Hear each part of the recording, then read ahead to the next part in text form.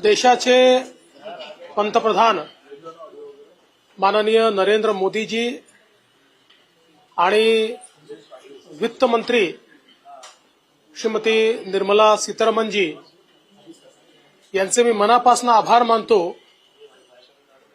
की मध्यम वर्गाकरता एक ड्रीम बजेट त्यांनी दिलेलं आहे आणि अपेक्षेपेक्षा अधिक म्हणजे इन्कम टॅक्सची लिमिट थेट 7 लाखावरनं 12 लाखापर्यंत नेलेली आहे। त्यामुळे आता 12 लाख रुपये उत्पन्न असणाऱ्यांना कोणताही टॅक्स भरावा लागणार नाही अशी जी इन्कम टॅक्सची रचना करण्यात आलेली आहे याचा मोठा फायदा मध्यमवर्गीयांना, नोकरदारांना, नवतरुणांना या ठिकाणी होणार आहे। याच्यामुळे एक मोठं डिस्पोजेबल इन्कम हे मध्यमवर्गीयांच्या खिशात येणार आहे आणि ते जे काही इन्कम आहे ते खर्च केल्यामुळे देशामध्ये मागणी किंवा डिमांड ज्याला म्हणतो ती देखील मोठ्या प्रमाणात वाढणार आहे, ज्याचा उपयोग देशाच्या एमएसएमई क्षेत्राला मोठ्या प्रमाणात होणार आहे, त्यातनं रोजगार निर्मिती देखील होणार आहे। त्यामुळे मला असं वाटतं की या अर्थसंकल्पामध्ये अतिशय बोल्ड स्टेप ज्याला आपण म्हणू शकतो, अतिशय धीरानं घेतलेला अशा प्रकारचा हा निर्णय निश्चितपणे भारताच्या आर्थिक इतिहासातला मैलाचा दगड ठरेल असं माझं मत आहे। यासोबत विशेषतः शेती क्षेत्रामध्ये 100 जिल्हे आयडेंटिफाय करून त्याच्यामध्ये शेती विकासाची मोठी योजना राबवण्याचा निर्णय असेल किंवा नवीन पल्सेस मिशन असेल, पहिल्यांदा केंद्र सरकारने घोषणा केली आहे की तेलबियांच्या संदर्भात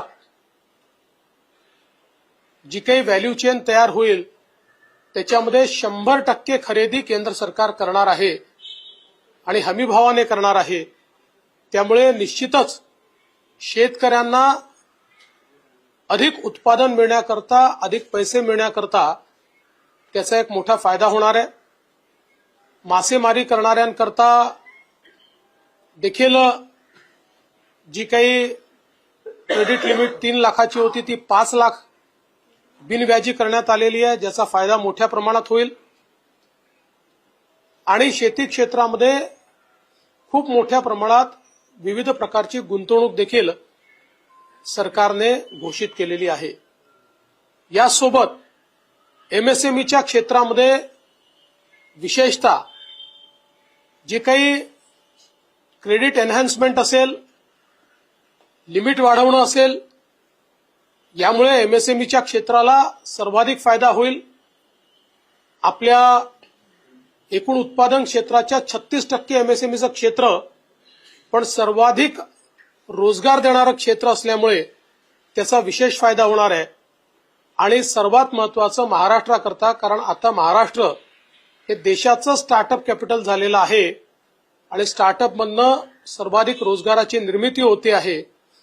त्या स्टार्टअप करता 20 कोटी रुपयापर्यंत त्या ठिकाणी जी काही क्रेडिट लिमिट तयार करण्यात आलेली आहे याचा आमच्या नवतरुणांना आणि स्टार्टअप्सला खूप मोठ्या प्रमाणात फायदा होणार आहे। इन्फ्रास्ट्रक्चरच्या क्षेत्रामध्ये नवीन इन्फ्रास्ट्रक्चर पाईपलाईन तयार करण्यात आलेली आहे। विशेषतः पीपीपी प्रकल्पांकरता जी नवीन योजना अनाउन्स करण्यात आली आहे, यामुळे खासगी क्षेत्राची गुंतवणूक इन्फ्रास्ट्रक्चरच्या क्षेत्रामध्ये मोठ्या प्रमाणात वाढेल आणि त्यातून रोजगाराची निर्मिती होईल।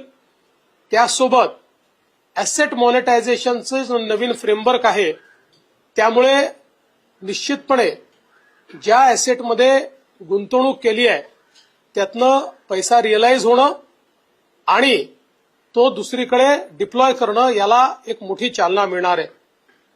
विशेषतः युवांकरता वेगवेगळे जे मिशन या ठिकाणी अनाऊन्स करण्यात आलेले आहेत ते अत्यंत महत्वाचे आहेत आणि त्यांच्या स्वप्नांना भरारी देणारे आहेत.